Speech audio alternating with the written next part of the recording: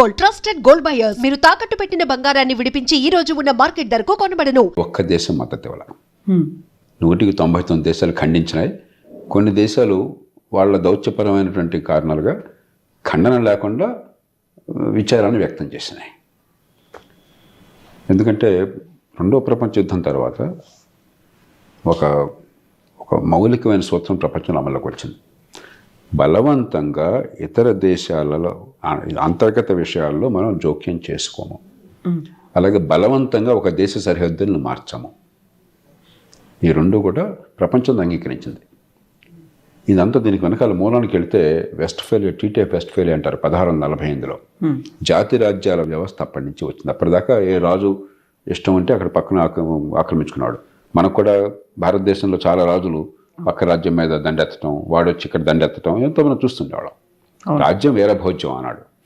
కానీ 1648 నుంచి యూరప్లో గత 70-80 ఏళ్ళ నుంచి ప్రపంచం అంతా కూడా జాతి రాజ్యాల కాలం పూర్తిగా విస్తరించింది.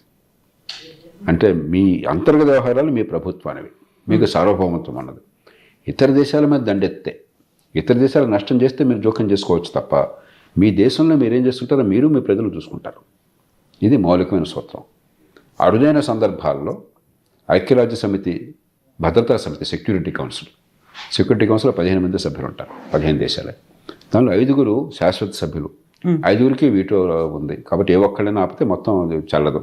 కాబట్టి 5 అంగీకరిస్తే, అంటే అమెరికా, రష్యా, ఇవాళ రోజుల్లో చైనా, పూర్వం అయితే తైవాన్ ఉండేది, తర్వాత బ్రిటన్, ఫ్రాన్స్, ఈ 5 దేశాలు అంగీకరించడం చాలా అరుదు. అప్పుడు తప్ప అసలు మీరు ఇంకో దేశంలో జోక్యం చేసుకునే ప్రయోజనం లేదు, అవకాశం లేదు. దీన్ని పూర్తిగా ఉల్లంఘించాడు ఆయన. దానికి ఎన్ని కారణాలు చెప్పినా కానీ పోయినా అదేమన్నా ప్రజల కోసం అంటే కాదు, ఏదో వంకలు చెప్పి. దీనిలో అమెరికా తాత్కాలికంగా ఒక టాక్టికల్ విక్టరీ అంటాం. అంటే నిఘా విభాగం నుంచి సమాచారం సేకరించారు. మరి భద్రతా దళాలు డెల్టా ఫోర్స్ మరొకటో, మరి వాళ్ళు చాలా సినిమాల్లో లాగా టెక్స్ట్ బుక్ల లాగా తీసుకెళ్ళి అధ్యక్షుడిని, పదవిలో ఉన్న దేశాధినేతని, భార్యని పట్టుకుని తీసుకొచ్చారు. అది విజయంగా వాళ్ళు భావించవచ్చు. కానీ అమెరికాకి ఇది ఓటమి అవుతుంది. ఎందుకంటే ట్రంప్ కోరుకున్నటువంటి 3 లక్ష్యాలు నెరవేరటంలా. మొట్టమొదటి బహిరంగంగా చెప్పింది మాదక ద్రవ్యాలని అమెరికాకి సరఫరా చేయడంలో కీలక పాత్ర వహిస్తున్నాడు. బహుశా దానిలో పాత్ర ఉందో మనకు తెలియదు, కానీ కీలక పాత్ర ఉండడానికి ఆధారాలు లేవు. అమెరికాలో మాదక ద్రవ్యాల సమస్య చాలా పెద్ద సమస్య. అంతర్జాతీయ నేరముఠాలు, మాఫియాలు పెద్ద ఎత్తున ఉన్నాయి. కొన్ని $100 బిలియన్ వ్యాపారం జరుగుతుంది. ఏడాదికి 1,00,000 మంది పైగా అమెరికాలో ఈ ఓవర్ డోస్ వల్ల చనిపోతున్నారు. దానికి కారణం మధురో కాదు. మధురోకి పాత్ర ఉండుండొచ్చు, అతడు నిరస్వభావం ఉండుండొచ్చు, ప్రత్యక్షంగా పరోక్షంగా వాళ్ళు సాయపడుతుండొచ్చు. కానీ రేపొద్దున దీనివల్ల మీకు అమెరికాకు వచ్చేటువంటి మాదక ద్రవ్యాలు తగ్గిపోతాయని కానీ, లేకపోతే అమెరికా ప్రజల రక్షణ కానీ ఏ రకమైన ఆధారాలు లేవు. పోయిన బొమ్మ మాట వరుస కోసం ఆయన వాదన పరిశీలించాడు. ఆ వాదన కూడా, ఒకవేళ వాదన వాస్తవమైనా కూడా ఈ హక్కు లేదు. పోయిన వాదన చూసినా కూడా మొట్టమొదటి లక్ష్యం నెరవేరట్లేదు. రెండవది, వెనిజువేలాలో బోళ్ళంతా ముడి చమురు ఉన్నది. ట్రంప్కి 1970ఏళ్ల కాలం నుంచి ఇంకా బయటపడలే ఆయన. ఆయన పుట్టింది 1948లో నాకు గుర్తున్నంత వరకు. ట్రంప్ పుట్టింది 1975లో. అప్పుడు ఆయన 20-30 మధ్యలో ఉన్నాడు. 70ఏళ్ల దశకంలోనే మీకు మొట్టమొదటిసారిగా ఆయిల్ని ఒక దౌత్యపరమైన, ఆర్థికపరమైన ఆయుధంగా ఈ అరబ్ దేశాలు ఉపయోగించడం మొదలెట్టినాయి. ఒక్కసారిగా కొద్ది కాలంలో 10 రెట్లు పెరిగింది ఆయిల్ ధర. ఇజ్రాయెల్తో యుద్ధం జరిగింది 1974, యాంకోప్ వార్ అంటారు. అప్పుడు ఇజ్రాయెల్ మీద, మరి సంపన్న దేశాల మీద ఒత్తిడి తేవడం కోసం అని చెప్పని ఇవన్నీ కార్టెల్గా ఫామ్ అయ్యి ఓపెక్ అని చెప్పని, oil producing and exporting countries అని చెప్పని, వాళ్ళు మేము ఇక్కడి నుంచి ఉత్పత్తి తగ్గిస్తామనగానే ఉత్పత్తి తగ్గుతుంది కానీ వినియోగం అవసరం ఉంది కాబట్టి రేటు పెరిగిపోయింది అమాంతం. అప్పటి నుంచి ఆ అనుభవం తప్ప ట్రంప్కి ఇవాళ ప్రపంచంలో జరుగుతున్న అవగాహన లేదు. ఈవేళ ఆయిల్ డిమాండ్ ఉన్న కొద్దికి ఫ్లాట్ అయిపోయింది. ఉత్పత్తి అవసరాల మించి జరుగుతుంది. అవసరమైతే ఉత్పత్తిని పెంచుకోవచ్చు తెలియక. రెండోది, ఒక 20 ఏళ్ల కాలంలో అసలు ఆయిల్ అవసరం తగ్గిపోతుంది. మీరు ఎలక్ట్రిక్ కార్స్ వస్తున్నాయి, సోలార్ పవర్ వస్తుంది, విండ్ పవర్ వస్తుంది, బయోఫ్యూయల్స్ వస్తున్నాయి, రకరకాల బ్యాటరీ స్టోరేజ్ వస్తుంది, రకరకాల పద్ధతులు వస్తున్నాయి. కాబట్టి ఆయిల్ కాలం చెల్లింది. అందులో వెనిజువేలాలో ఉన్నటువంటి ముడి చమురు చాలా దట్టంగా ఉండేది. అది హెవీ ఆయిల్ అంటారు. దాన్ని భూమి నుంచి వెలికి తీయాలన్నా ఖర్చు చాలా ఎక్కువ అవుతుంది ప్రతి బ్యారెల్కి. తర్వాత దాన్ని మళ్ళీ రిఫైన్ చేసి మీరు పెట్రోల్ ఉత్పత్తులు సాధించాలన్నా ఖర్చు చాలా ఎక్కువ అవుతుంది. కాబట్టి లాభం తక్కువ, ఖర్చు ఎక్కువ.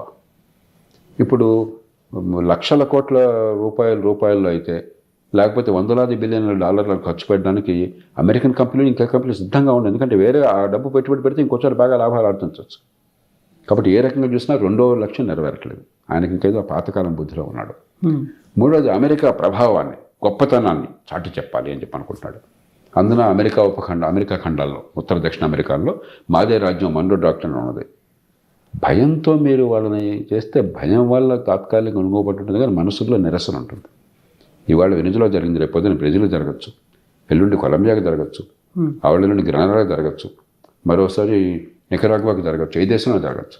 ఏ దేశంలో ప్రభుత్వం కూడా మీ పట్ల సంతోషంగా ఉండదు. భయం ఉండొచ్చు. రౌడీ అంటే భయపడే తత్వం అది. గోండాలంటే మనం భయపడతాం. గోండా వచ్చి కొట్టేస్తానని చెప్పంటే పాపం చిన్నవాళ్ళని వాళ్ళ మీద కనుక వాడు, మనకు ఏదో పాత సామెత ఉంది కదా, 6 నెలలు సాముగడ్డీలు చేసి మూలను ముస్లింలు కొట్టాడు, ముస్లిం భయపడవచ్చు. అది బలానికి చిహ్నం కాదు, గొప్పతనానికి చిహ్నం కాదు. భయం వల్ల కొంతకాలం ఉండాలి, కానీ మీ పట్ల ద్వేషం పెరుగుతుంది, మీ ప్రభావం తగ్గుతుంది కానీ పెరగదు. కాబట్టి మా ప్రభావాన్ని చూపెడుతున్నాం అన్నది కూడా నెరవేరట్లేదు. కాబట్టి ఇదేమంటే తాత్కాలికంగా టీవీలో, అందులో ఈయనంతా టీవీ మనిషి, టీవీలో సినిమాలాగా బ్రహ్మాండంగా కనిపించింది అని చెప్పాడు కూడా అనుకుంటాను. టీవీలో చూసినట్టు చూశాను, సినిమా చూసినట్టు చూశాను, లైవ్గా చూసాను, అద్భుతంగా ఉంది, గొప్పగా ఉంది, మన వాళ్ళు వెళ్ళి వాళ్ళు పట్టుకుని తీరని చెప్పాను అంటున్నాడు ఆయన. అలా ఆ రకమైనటువంటి సంతోషమే తప్ప ఇది పూర్తిగా నిరర్థకం. అమెరికాకి ఏ రకంగా లాభం లేదు, ప్రపంచానికి ఖచ్చితంగా ఇది మంచి పద్ధతి కాదు.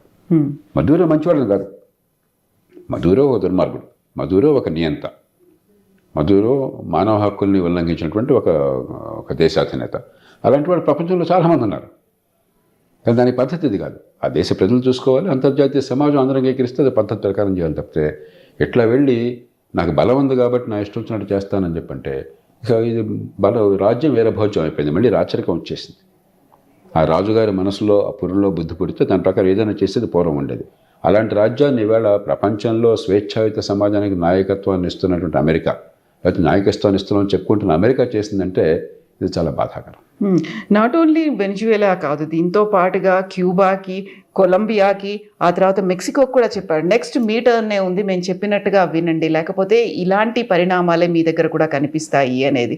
సో అలా బెదిరించి భయపెట్టాల్సినటువంటి పరిస్థితులు ఎందుకని అలా డొనాల్డ్ ట్రంప్ కల్పించుకుంటున్నారో అలాంటి సిచ్యువేషన్స్ ఉన్నాయా సార్? అంటే ఏమైందంటే ఈవేళ జాతి రాజ్యాల యుగంలో అమెరికాని పక్కన పెడదాం కాసేపు. అమెరికా సరే ఏ దేశంతో పోల్చినా కూడా మహత్తరమైన శక్తి, ఆర్థికంగా కానీ, లేకపోతే సైనిక పరంగా కానీ, ఆయుధాల పరంగా కానీ, టెక్నాలజీ పరంగా కానీ, సమాజ పరంగా కానీ అపారమైన శక్తి. సాఫ్ట్ పవర్ కూడా ఉంది బోర్డు. అంటే మన పిల్లలు కానీ ఇంకోటి కానీ అమెరికాను చూసి మోజుపట్టడం చిన్నప్పటి నుంచి. అమెరికన్ వీడియో గేమ్స్, అమెరికన్ సినిమాలు, అమెరికన్ టీవీ షోలు, అమెరికన్ కల్చరు, ఇది కదా ప్రభావితం చేస్తుంది. అవి పెద్దగా లేనటువంటి రష్యాని తీసుకోండి, యుక్రెయిన్ ఉంది, దానికి దిగారు, ఎవరేం చేయలేకపోతున్నాడు. ఎందుకంటే ఒక బలమైన దేశం, అందులో అణ్వాయుధాలు ఉన్న దేశం ఇంకో దేశమే పెడితే మనం చేసే పరిస్థితి లేకుండా పోయింది. జాతి రాజ్యాల వ్యవస్థ నుంచి అంతర్జాతీయ సమాజానికి వెళతామని ఆశపడ్డాం, కానీ ఇంకో 50-100 ఏళ్ళు పడుతుందాం బహుశా జరిగితే ఎప్పుడన్నా. కాబట్టి అలాంటప్పుడు కనీసం అగ్రరాజ్యాలను పడేవి, మరి ఐక్యరాజ్య సమితిలో శాసనసభ్యత్వం ఉన్న దేశాలు కొంత సంయమనాన్ని పాటించాలి, కొంత ఆదర్శంగా ఉండాలి ప్రపంచాలు. లేకపోతే వాళ్ళు నాయకత్వాన్ని ఇస్తున్న ప్రపంచం అల్లకల్లోనైపోతే వాళ్ళ గౌరవప్రదం కాదు. కొన్ని ఇబ్బందులు ఉన్నా కూడా ఆ ప్రయత్నం జరిగింది ఇప్పుడు దాకా. ట్రంప్ ఏంటంటే మామూలుగా ఉండేటువంటి సాంప్రదాయాలు, మర్యాదలు, దౌత్యపరమైనటువంటి భాష విషయంలో కానీ, చేతల విషయంలో కానీ పూర్వం కనీసం పొరపాటు చేసినా కొన్ని సాంప్రదాయాలు, కొన్ని పద్ధతులు ఉండేవి. అవన్నీ విడిచిపారేసి మాంసం తింటే బొంకులు మెడలో వేసుకుంటాను అంటున్నాడు ఆయన.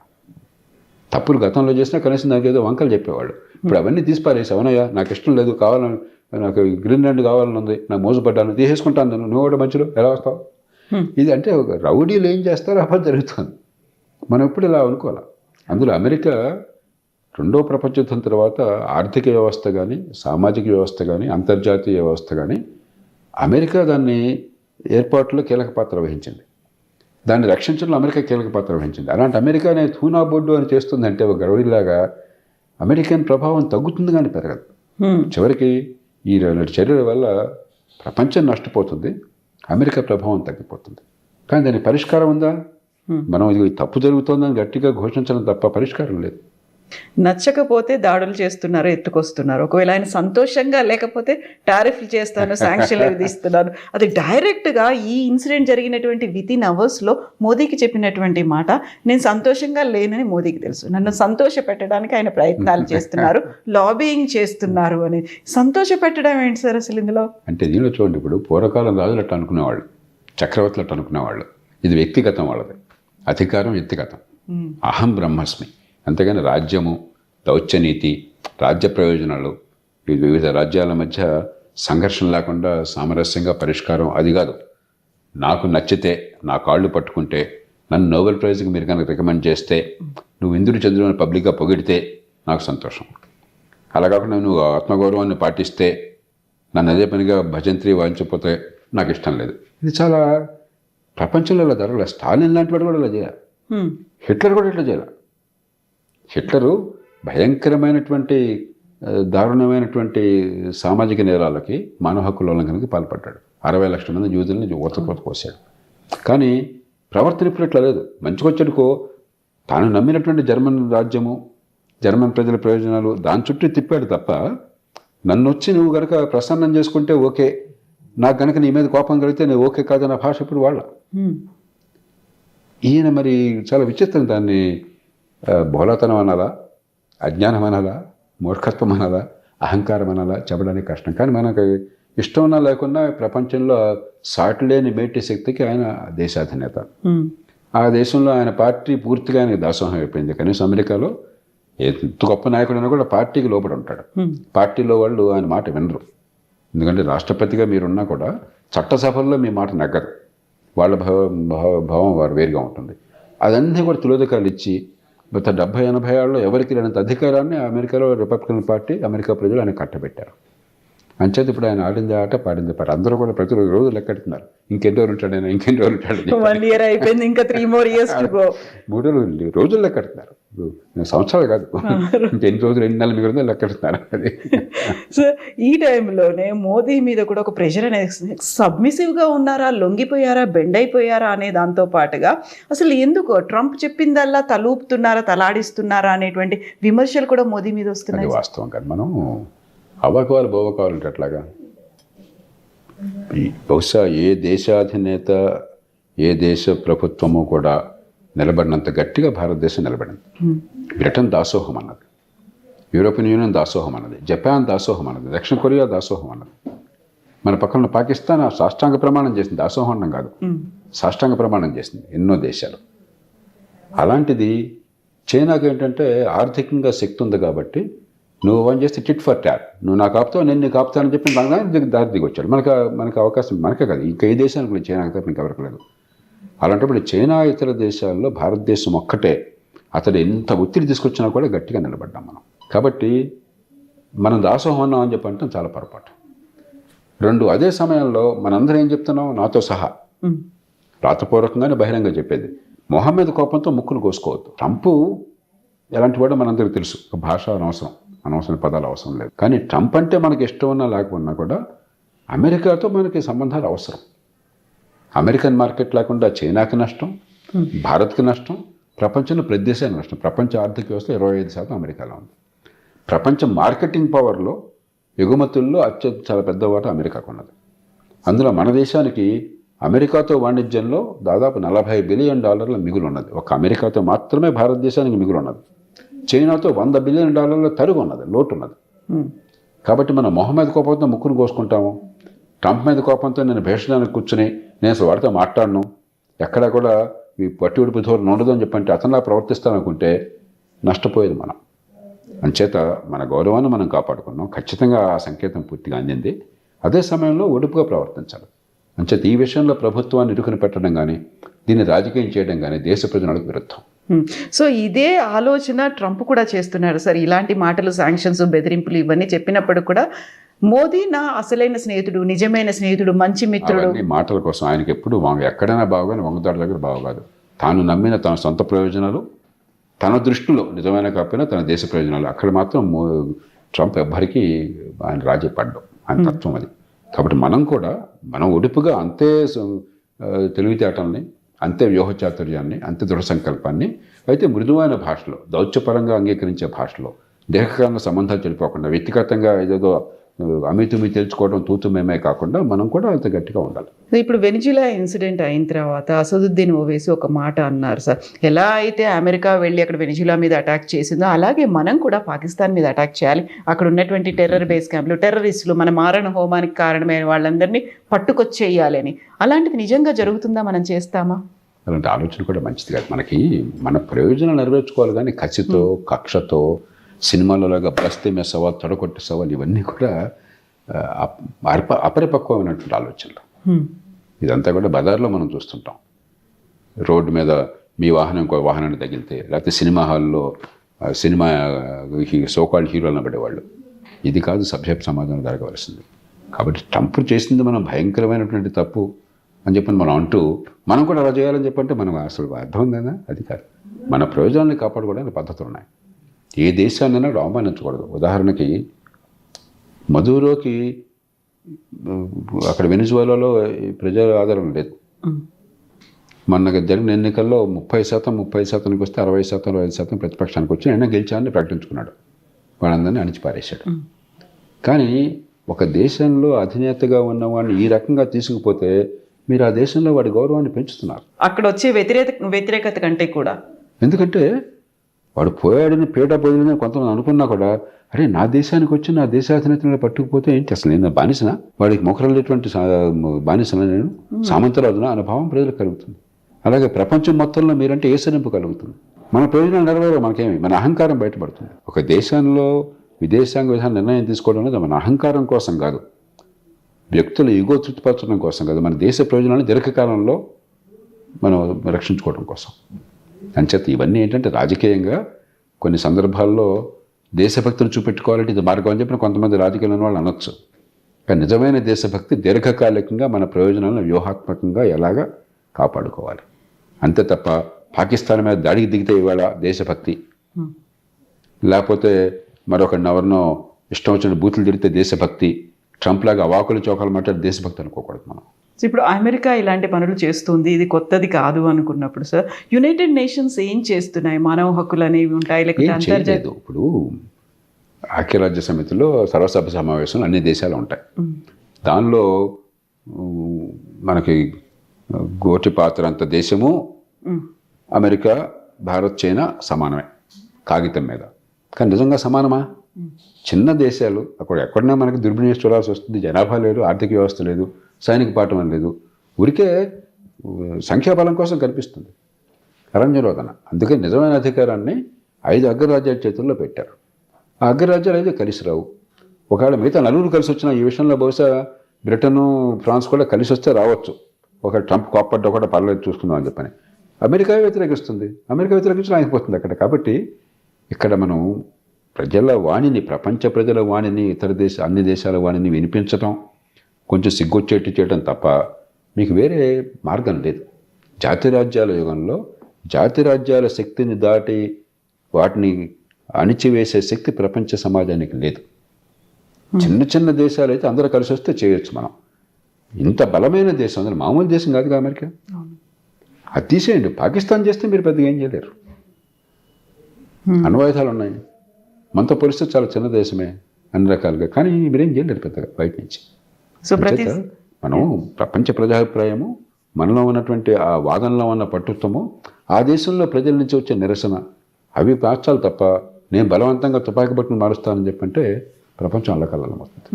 సో గతంలో కూడా మనం భారతదేశం కూడా వీటో పవర్ కోసం ప్రయత్నిస్తుంది అనుకున్నప్పుడు 5 దేశాలే ఉన్నాయి, 6వ దేశంగా భారత్ రావాలి అని ప్రయత్నాలు, బట్ అది ఎందుకని ఇంకా నెరవేరలేదు సార్? ఇప్పుడు ట్రైన్ వెళుతోంది, అక్కడ ఏసీ కోచ్లో కొంతమందికి స్థానం ఉన్నది, వాడు కూర్చున్నాడు, మనందరం బయట చెమటలు కారుస్తూ నిరగక్కుతున్నాం, మనం కావాలని కోరుకుంటున్నాం. వాడేమంటాడు, నాది రాజ్యం, నువ్వు కూడా మధ్యలో, నువ్వు కూడా వస్తే నా స్పేస్ పోతుంది రా నేను అంటాడు. అంతే. పైకి ఏ మాటలు చెప్పినా కూడా ఏ కారణంగానే ఉన్నవాడు ఇంకొకటి రానియడానికి ఇష్టపడ్డాం. చైనా ఒప్పుకుంటుందా? చైనాని మనమే పంపించాం అన్నాడు. చరిత్రకారు చెప్పే ప్రకారం భారతదేశానికి శాశ్వత సభ్యత్వాన్ని ప్రతిపాదించారు అన్నాడు. ఒక ప్రజాస్వామ్య దేశం, చాలా పెద్ద దేశం అనే ఉద్దేశంతో, ఇంగ్లీష్ మాట్లాడే దేశం అని చెప్పిన ఉద్దేశంతో ఆనాడు అమెరికా బ్రిటన్కి వాళ్ళంత ఆ ప్రభావం ఉంది కాబట్టి. Hmm. కాదని చైనాని ముందు దోసింది మనం. ఎందుకలా సార్? ఏదో మనం అతి మంచితనం అనుకున్నాం మనం ఆనాడు. ఇవాళ చైనా మీకు ఏమన్నా భారతదేశం చాలా పెద్ద దేశం, జనాభా రీత్యా ఇవాళ ప్రపంచంలో అతిపెద్ద దేశం, ఆర్థిక వ్యవస్థగా 3-4 రేపొద్దున 3 గ్యారంటీ కాబోతోంది కాబట్టి భారతదేశం ఉండాలి అని చెప్పి చైనా అంటుందా? చైనా భారత్ రావడం లేదు చైనా అంటుంది. అంచేత ఇది సహజం. ఎవరి ప్రయోజనాలు వాళ్ళకి. గద్దె మీద కూర్చున్నవాడు మిగతా వాళ్ళని అక్కడ కూర్చునేవాడు. నిజానికి ఈవేళ పరిస్థితుల్లో బ్రిటన్కి ఫ్రాన్స్కి పెద్ద అవసరం లేదు. ఒకప్పుడు కలోనియల్ పవర్స్ ప్రపంచంలో చాలా భాగాన్ని ఆక్రమించారు, ఆర్థికంగా సైనిక పరంగా చాలా బలమైన వాళ్ళు. ఈవేళ మనం అవమానించడం కోసం మాట్లాడలేదు. బ్రిటన్ కానీ ఫ్రాన్స్ కానీ ఒక ద్వితీయ స్థాయి తృతీయ స్థాయి దేశాలు సైనిక పాఠంలో కానీ, కాలక్రమేణా తలసలాదాయం మనకంటే ఎక్కువ ఉన్నా కూడా ఆర్థిక సంపదలో కానీ. ఈవేళ రష్యా ఒక బలహీనమైన దేశం, రష్యా వస్తుంటే యూరోప్ మొత్తం వణికిపోతుంది, యూరోప్ మొత్తం అన్ని దేశాలు కలిసి కూడా. కాబట్టి కానీ మరి వాళ్ళకి ఆ స్థానం ఇచ్చాం అప్పుడు. కాబట్టి అగ్రరాజ్యము వాళ్ళు వదులుకుంటారు, అది వదులుకోరు. సో ఇది కొంతకాలం ఇలాగే ఉంటుంది, చూద్దాం. దాని మీద మనం బలం పెంచుకుంటే, ఆర్థిక బలం మొట్టమొదట, సైనిక పాఠము దాని తర్వాత ఆటోమేటిక్ వస్తుంది. 3 సమాజంలో ఐక్యత, కొన్ని విలువలను పాటిస్తున్నాం అనేటువంటి గౌరవం, నమ్మకం. ఈ 3 ఉంటే ఎవ్వరూ మనం విస్మరించలేరు.